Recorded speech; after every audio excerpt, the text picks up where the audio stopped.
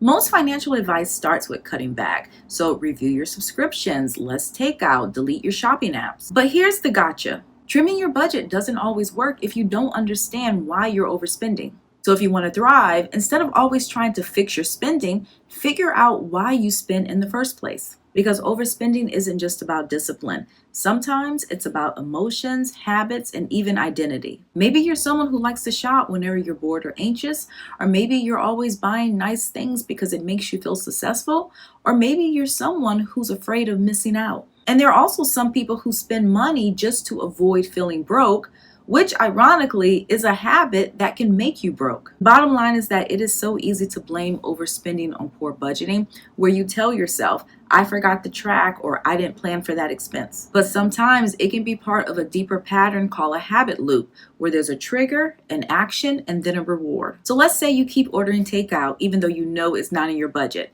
Now, you might chalk it up to, I just have a taste for that specific cuisine tonight. But the real issue might be that you're overwhelmed, you're exhausted, or maybe you're not confident in your cooking skills. In which case, being overwhelmed is the trigger, the action is ordering takeout, and the reward is the convenience. But that reward doesn't last long, especially if it puts you in a financial hole. Real progress, on the other hand, happens when you slow down and ask yourself what's really going on. So look for patterns and figure out what your spending is trying to solve or soothe. And when you start doing that, you'll realize that managing your money isn't just about control. It's also about self-awareness, and that's when lasting change can start.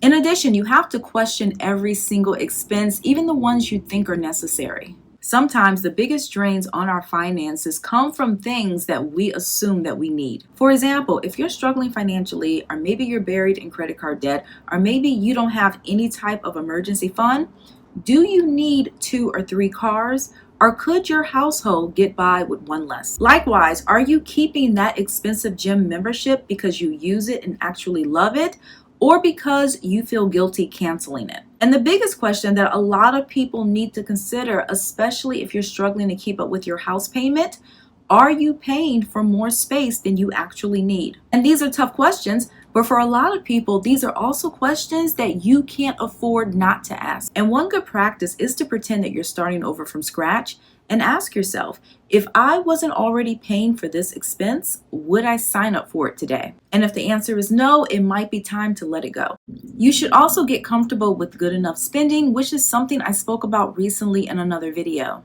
One hallmark of frugality is knowing when to invest in quality, because spending a little more upfront can often save you money in the long run. But while choosing quality can be smart, this does not mean that every single purchase has to be top tier. We're sometimes fed this idea that if we're going to spend money, it should be the best version of something.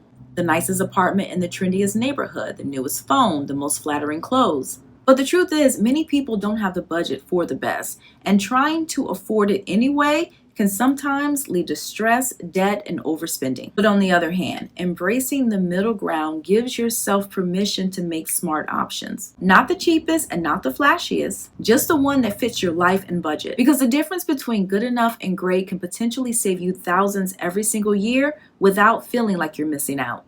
And finally, stop waiting until you have more money to start enjoying life. Some people put off experiences and tell themselves that they'll start enjoying more once they have a certain number in the bank.